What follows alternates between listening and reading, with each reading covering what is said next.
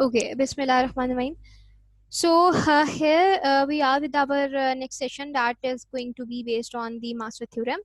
So अच्छा क्या है क्या हम यहाँ तक अगर पहुँचे हैं तो थोड़ा सा अगर हम देखें तो whenever we are going to solve a problem, ठीक है ना, तो हमारे पास उस प्रॉब्लम को सॉल्व करने के लिए काफ़ी सारे वेज जो है वो अवेलेबल हैं, ठीक है ना। और उसके बाद हमें जो है वो एनालिसिस हम पर्टिकुलर अपने एल्गोरिथम का करते हैं, ठीक है ना।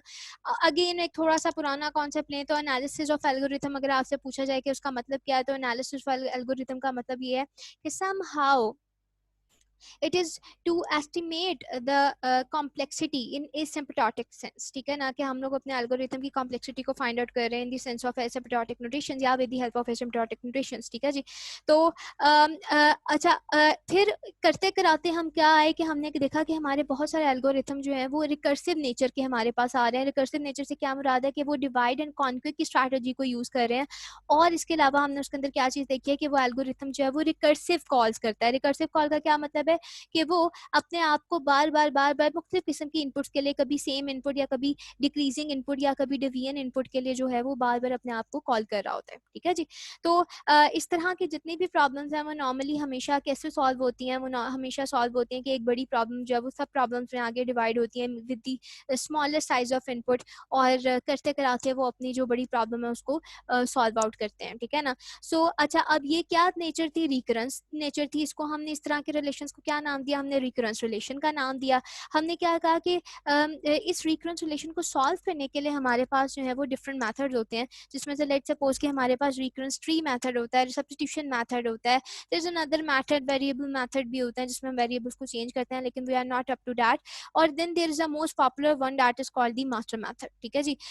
मास्टर ये तीन मेथड्स जो होते हैं, अब तक हमने दो देख लिए हैं, ट्री मेथड को देख लिया, सब्स्टिट्यूशन मेथड हम लोगों ने देख लिया है। तो इसके अलावा जो सबसे मोस्ट पॉपुलर चीज़ है वो क्या है? हमारे पास मास्टर मेथड है। मास्टर मेथड पॉपुलर क्यों है? क्योंकि ये तीनों मेथड में से सबसे ज़्यादा फास्टर मेथड है, और बड़ी आसानी से एज कम्पेयर टू बाकी दो के ट्री और सब्स्टिट्यूशन में आपके पास जो बेहतरीन आ सकता है that is your substitution method.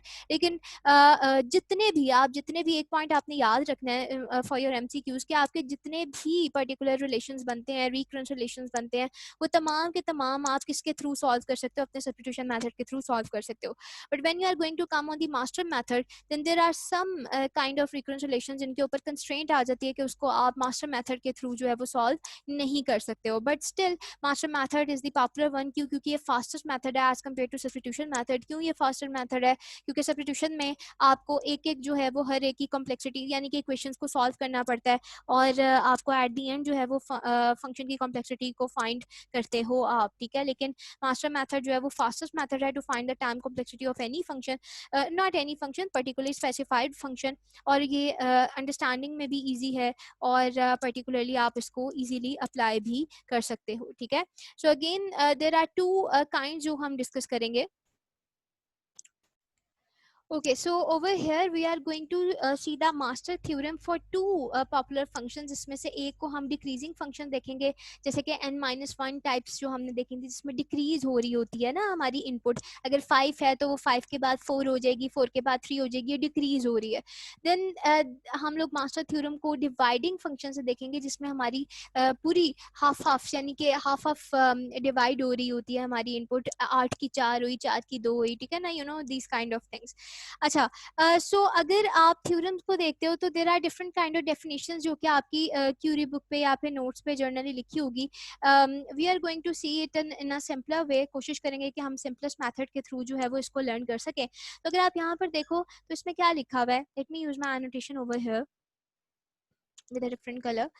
Okay, so these are for decreasing function, ठीक है। अच्छा, डिक्रीजिंग फंक्शन में हमारे पास जो फॉर्म्स हैं वो किस तरह की फॉर्म्स हैं? कुछ इस तरीके से आपके पास फॉर्म्स आएगी।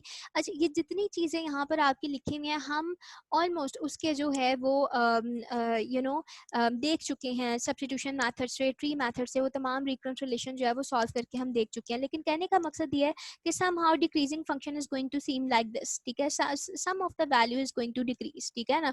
सो यहाँ से आपको पता लगेगा कि ओ ओके ठीक है ये क्या है, डिक्रीजिंग फंक्शन है। और कौन से हमने जर्नल वैल्यूज देखी हम लोगों ने, let suppose T N minus one plus one देखा था। There are different things. So criteria हमारा कैसा होगा, let us understand a bit of master theorem.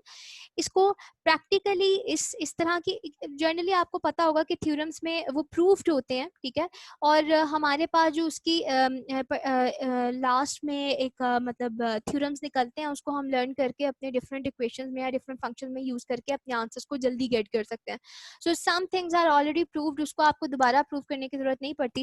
लेकिन दिस थ्योरम हम इसको लर्न कर लेते हैं और उसके बाद हम इसको एग्जाम्पल की मदद से मजीद सिंप्लीफाइड फॉर्म में देखेंगे, ठीक है। सो द जर्नल फॉर्म जो हमारी किसी भी डिक्रीजिंग फंक्शन की बनती है, ठीक है। तो आपका कोई भी फंक्शन, चाहे वो इस तरह लिखा हुआ है, चाहे वो इस तरह लिखा हुआ है, या एक आधी एग्जांपल चलो हम लिख लेते हैं। वी हैव सीन, हमने सबसे पहले अपना किया था T of N, T N minus one, N minus one plus one. मैंने एल्गोरिथम लिखा था और आपको उसका रिकरेंस, ये टाइम कॉम्प्लेक्सिटी निकाल के दिखाई थी और उसका रिलेशन बनाकर दिखाया था, ठीक है ना। तो आपको याद होगा इसका हम लोगों ने जो निकाली थी थीटा या big O, that was N. मैंने आपको कहा था कि you are going to see this factor over here and आप उस पर एन मल्टीप्लाई करते जाएंगे तो आपके पास क्विकली एमसीक्यूज फॉर्म में आपके पास क्या आती जाएंगी, टाइम कॉम्प्लेक्सिटीज निकलती जाएंगी। तो ये सारे क्या है, ये डिक्रीजिंग फंक्शन है। तो इस तमाम के तमाम डिक्रीजिंग फंक्शन को अगर आपने जर्नलाइज फॉर्म में लिखना हो, जिसमें आप तमाम फंक्शंस को टैकल कर सको, तो वो जर्नलाइज फॉर्म आपकी जो है वो ये बनी हुई है, ठीक है। जिसमें T of N, let's suppose T of N is going to be like this, T of N, ठीक है। एंड ओवर हेयर आपके पास कुछ नहीं भी हो सकता, ओवर हेयर आपके पास कोई ना कोई कॉफिशेंट हो सकता है या जो भी हो सकता है, ठीक है। तो let's suppose you are tackling this particular coefficient with the variable A, ठीक है। And then you are going to mark the recurrence thing over here, t and minus b, ठीक है। और लेट सपोज के n तो multiply हो रहा है विद एनीथिंग। यहाँ पे आप देखो समटाइम्स माइनस वन हमने किया था, समटाइम्स हमने माइनस टू, मैंने आपको माइनस हंड्रेड वाले भी करके दिखाए थे, ठीक है ना। सो अल्टीमेटली हमने जर्नलाइज फॉर्म लिखनी है, तो जो चीज़ सिमिलर आ रही है वो सिमिलर आ रही है, जहाँ पे हमारे फैक्टर्स चेंज हो रहे हैं वहाँ पे हमने क्या कर दिया, अपने डिफरेंट कॉन्स्टेंट वेरिएबल्स यहाँ पुट कर दिए, ठीक है। So for this thing to tackle this particular thing I put the A over here and minus one and minus two and minus hundred whatsoever, जो भी चीज यहाँ पर आएगी उसको देख करने के लिए मैंने यहाँ पर b का फैक्टर ऐड कर दिया, ठीक है। And this thing over here, यहाँ पे मेरे पास फंक्शन आता है, it could be a one, it could be a n, it could B n square, anything जिसको हम कहते हैं कि इसको हम मल्टीप्लाई बाय n करेंगे विद इनपुट साइज, तो ये मेरे पास क्या होता है, इटसेल्फ एक फंक्शन ही होता है, ठीक है ना। सो यहाँ पर हमने उसको किस तरह कर दिया जनरलाइज फॉर्म बनाने के लिए एफ ऑफ एन। तो जितने भी मेरे पास डिक्रीजिंग फंक्शंस के रिकरेंस रिलेशंस आ रहे हैं उन तमाम को मैंने एक जर्नलाइज फॉर्म में बनाकर लिख दिया, जिसको मैंने क्या कहा, T of N A T N minus B plus F of N, ठीक है। सो ये would be some coefficient over here. You can simply say कि यहाँ पर जैसे आपका लिखा हुआ है, अच्छा यहाँ पे तो assumptions लिखी हुई है, लेकिन लेट्स सपोज कि हम जर्नल बात कर सकते हैं कि आपने हमेशा याद रखना है कि ये जो ए का फैक्टर है ये बेसिकली किसको शो करवा रहा होता है, आपकी नंबर ऑफ सब प्रॉब्लम्स को शो करवा रहा होता है, ठीक है। हमने देखी थी ये चीज़ें। ये बी का फैक्टर नॉर्मली जब ये एक रिकरेंस रिलेशन में लिखा होता है तो हम कहते हैं ओके डिवाइड किसी भी मेरी प्रॉब्लम्स जो आगे मल्टीपल सब प्रॉब्लम्स में डिवाइड हो रही है और उसके बाद दोबारा मर्ज होंगी, उसकी कॉस्ट आती है ये, ठीक है। And then F of N would be any function over here जो कि हम मेंशन करते हैं यहाँ पे, ठीक है। अच्छा इस पर्टिकुलर जर्नलाइज फॉर्म थ्योरम कहते हैं कि जब तुमने ये जर्नलाइज फॉर्म बना दिया ना, तो तुम क्या करो कि ये बताओ मुझे कि ये एक कितना हो सकता है, क्या इसकी वैल्यू हो सकती है, ये बी की क्या वैल्यू हो सकती है, ये एफ ऑफ एन किसके इक्विवेलेंट हो सकता है, ठीक है। तो आपको पता है कि नॉर्मली हम मैथमेटिकल इक्वेशंस ऐसे लिखते हैं, we have to tell this कि this particular A must be greater than zero, ठीक है ना। आपको ये ए की वैल्यू जो है वो आपकी यहाँ पर जो भी आप लिखोगे वो ग्रेटर देन जीरो होनी चाहिए, और सेंस भी बनती है। अगर ये जीरो हो जाएगी तो तमाम फैक्टर मल्टीप्लाई हो जाएगा जीरो से, ठीक है ना, तो जीरो नहीं हो सकता, ठीक है। And then similarly for B, B must be should be greater than zero. Definitely अगर आप यहाँ पर there must be some value जिसके थ्रू आप यहाँ पर क्या करोगे, कुछ माइनस करोगे, ठीक है ना। तो जीरो तो यहाँ पर फैक्टर सेंस ही नहीं बनाता कि जीरो से आप क्या माइनस करोगे। तो जो भी ए आप यहाँ पे लिख रहे हो, that must be greater than equal to zero, B must be greater than equal to zero, and then this F of N would be any factor, ठीक है ना, ऑफ एन। लाइक सब लेट सपोज कि ये F of N मेरा one हो सकता है, ये एफ ऑफ एन मेरा सिंपल एन हो सकता है, ये एफ ऑफ एन मेरा एन स्क्वायर हो सकता है, एन क्यूब हो सकता है, कुछ भी हो सकता है, ठीक है ना। तो उसके लिए देखो हम सिंपली क्या कहते हैं कि इस एफ ऑफ एन को हम किसके इक्वल रखते हैं कि ये किसके इक्वल होगा, this F of N is equal to big O of, आप इसको कैसे लिखोगे, एन की पावर के, ठीक है ना। थ्योरम कहता है तुमने इसको इस तरह जर्नलाइज फॉर्म में लिखना है, एन की पावर के, जबकि के क्या होना चाहिए, K must be greater than equal to zero, negative नहीं होना चाहिए। और मेक सेंस, क्या हमने कोई ऐसे अपने रिलेशंस देखे हैं जिसके यहाँ पर हमारे पास जो है वो नेगेटिव चीजें आ रही हो, नहीं देखा, ठीक है। हम लोग जो है वो पॉजिटिव की तरफ बढ़े हैं, वन हो सकता है, एन स्क्वायर हो सकता है, you know. Greater than equal to zero से क्या मुराद है, अगर जीरो हो जाता है तो वो क्या बन जाएगा, ये वाला वन बन जाएगा। अगर एन की पावर में वन आ जाएगा तो वो क्या बन जाएगा, एन हो जाएगा।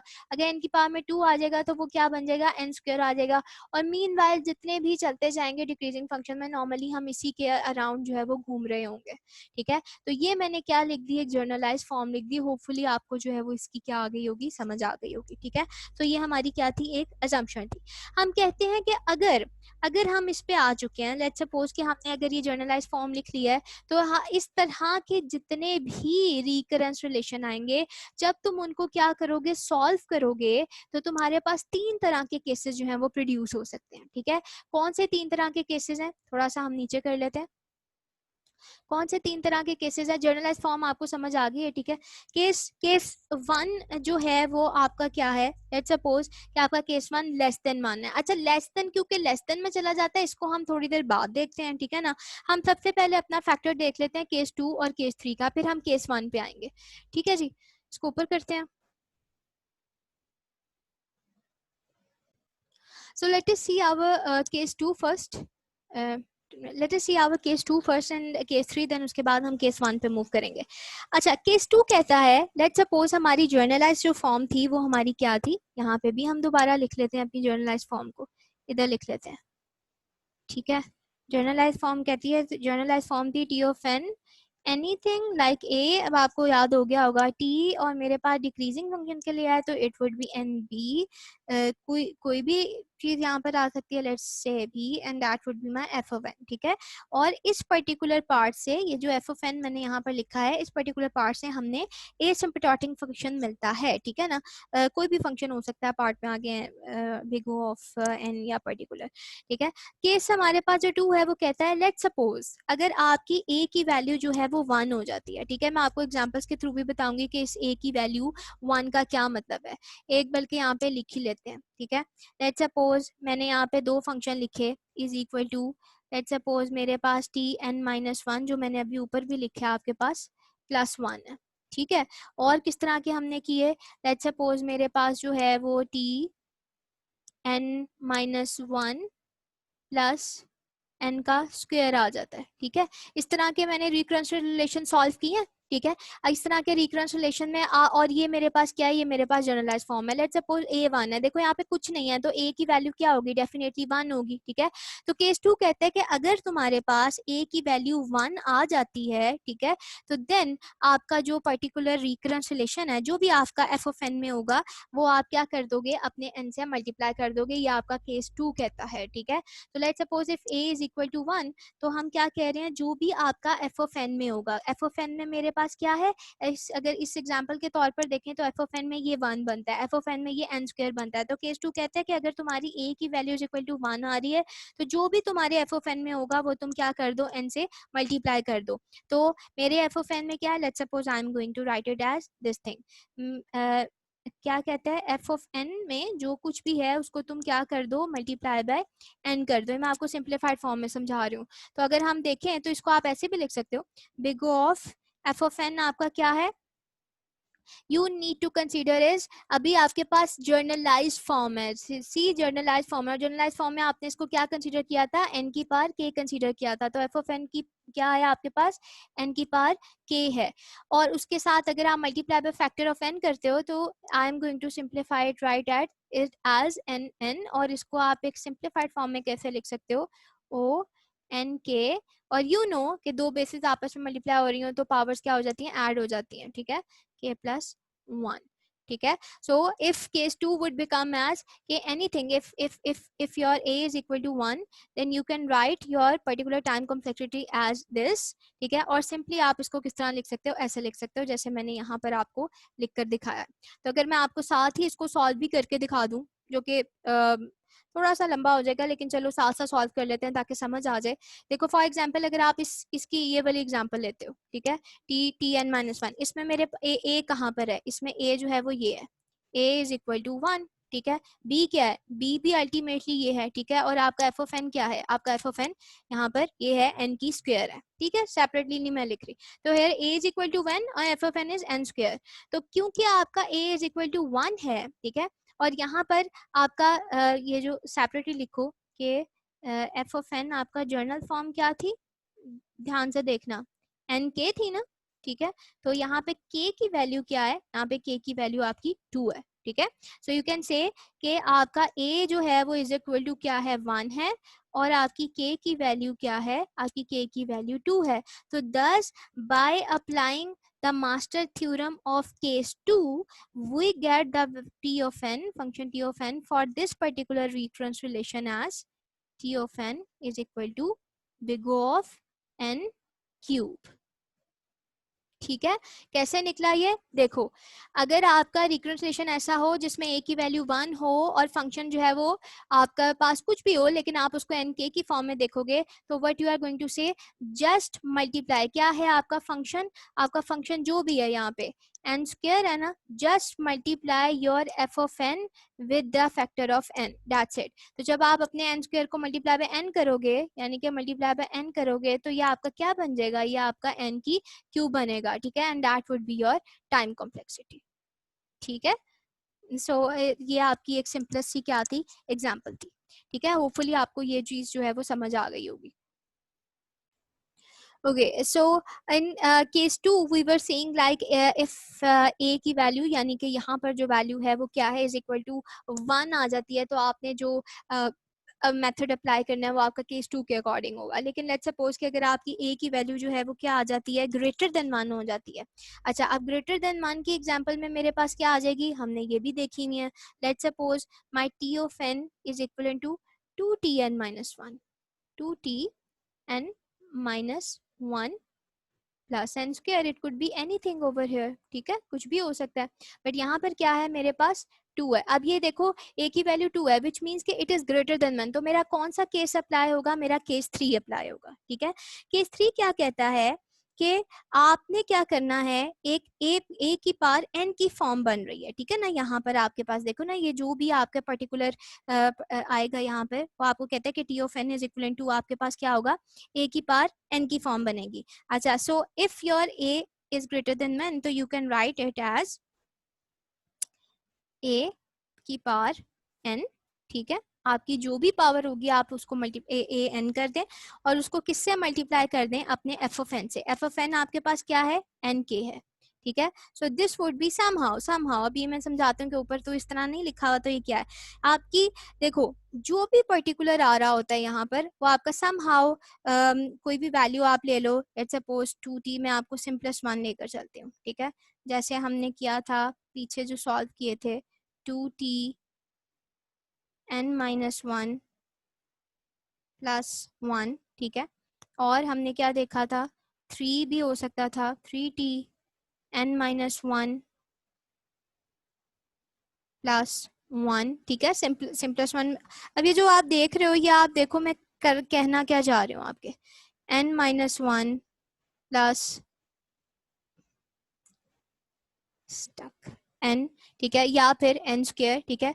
इसका हमने क्या निकाला था, इस ये जो जितने भी 2 आ रहे थे, इसका हमारी बिग ओ निकली थी थीटा या बिग ओ 2n। इसका हमने जब निकाला था तो हमारा क्या आया था, इट्स वेरी ऑब्वियस कि हमारा 3n आएगा। अगर इसका 2n आ रहा है तो उसका 3n आएगा। इस तरह के उसका क्या आया था, जिसमें 2 भी था और यहाँ पर n का फैक्टर आ गया था। तो आप सिंपली देखो कि ये पैटर्न चल कैसे रहा है। ये इस पर्टिकुलर रिलेशन के जो मैंने बिग ओ निकाले हैं वो क्या है, किस तरीके से किस फॉर्म में चल रहे हैं, कि अगर यहाँ पे 2 है तो 2 की n है। So ultimately over here you are going to multiply the factor of 2n। अब यहाँ पर इसमें क्या आ रहा है, you are just going to make it a form of a की power n. If this is an a, then this will become as a की power n. So what will be the happen in this case, ठीक है। if this is going to be your a, then यहाँ पर अब मेरे पास 1 नहीं है, तो यहाँ पर ये चीज क्या हो जाएगी, ये वाला a क्या बन जाएगा, 2 की पावर n, यानी कि a की power n, and that is going to be multiplied with the n, ठीक है ना, पीछे वाले फैक्टर की तरह। सही हो गया। सो अल्टीमेटली अगर आप इसको ध्यान से देखो तो ये तमाम फैक्टर्स जिसमें आपकी ए ग्रेटर देन 1 बन रहा है, तो वो क्या चीज़ बना रहा है, आपके पास ए की पावर n बना रहा है।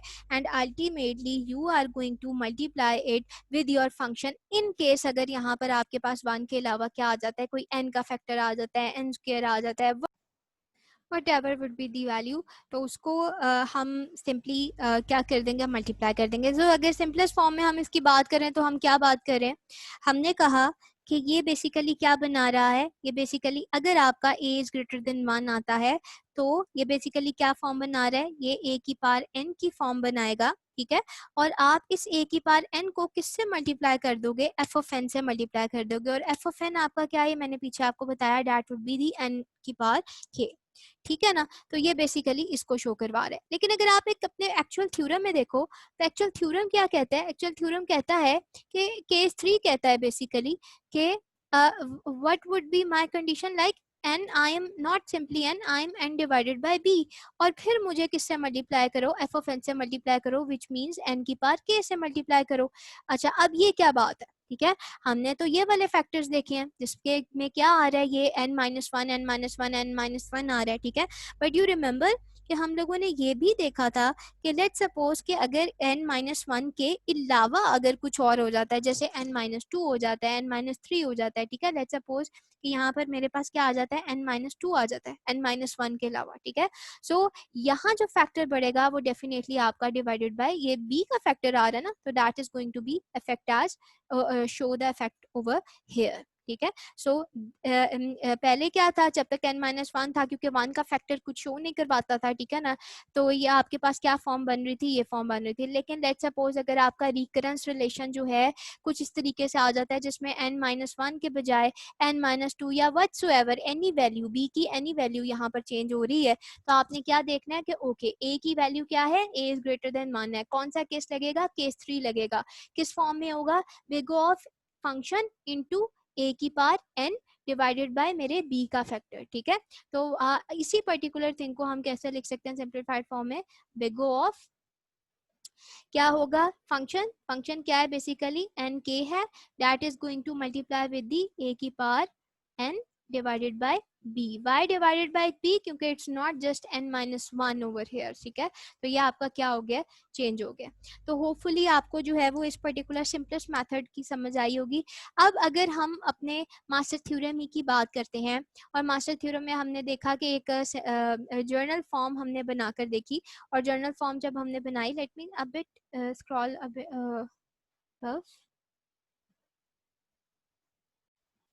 सो ओवर हेयर हमने केस वन पे अब हम आते हैं, ठीक है। तो हमने देखा एक जर्नलाइज फॉर्म हमने बनाई हुई थी, दैट वाज लाइक दिस, ठीक है। उसको हमने यहाँ पर भी लिखा हुआ है over here, whenever you are in your you have given any recurrent relation, आपको सॉल्व करने को कहा गया, there are three methods, आप चाहे उसको मास्टर मेथड से करें, but right now we are talking about the master method. तो अल्टीमेटली आपको एक जर्नलाइज फॉर्म बनाकर दी गई है कि if you are in the decreasing function मैंने आपको बता दिया जहाँ पर आपका ये डिक्रीज हो रहा होता है, ठीक है। तो एक जर्नलाइज फॉर्म किसी भी recurrent रिलेशन की आप कैसे लिखते हो, number one point. Now you have to see what is the value of A over here.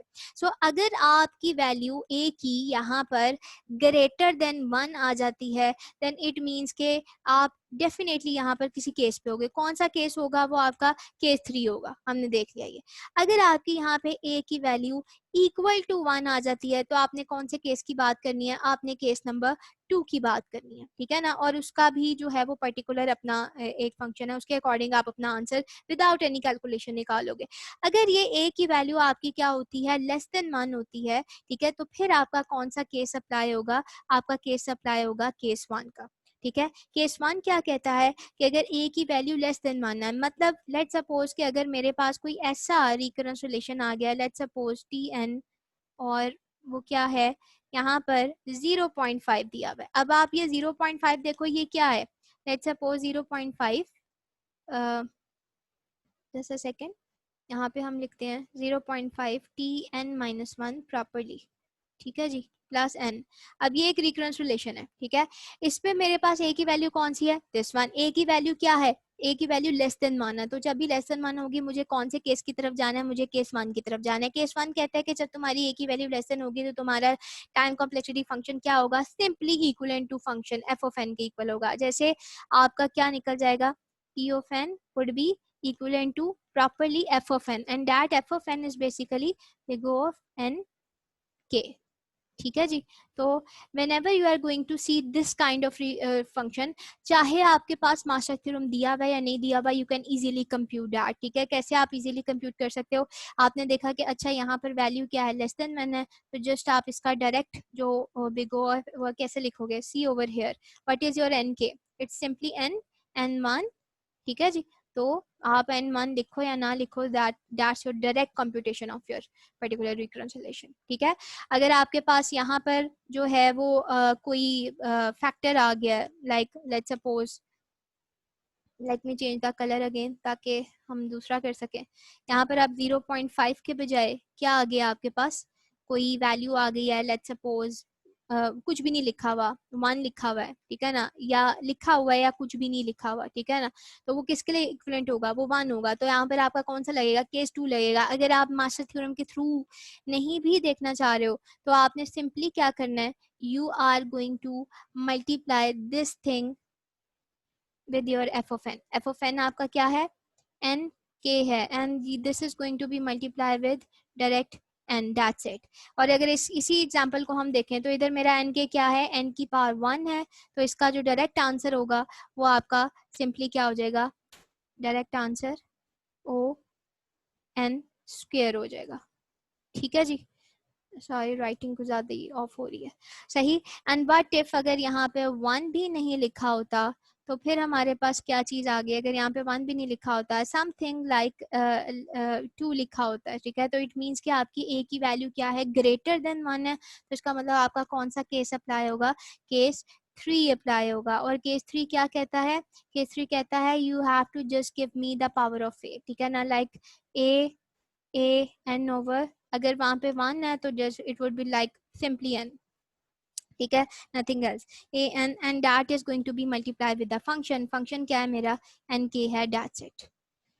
ठीक हो गया। तो इतनी सी बात थी, ठीक है। और ये आपका जो मास्टर थ्योरम है ये किसके लिए है, फॉर डिक्रीजिंग फंक्शन, ठीक है। If you have any question then I am going to take the questions from you guys.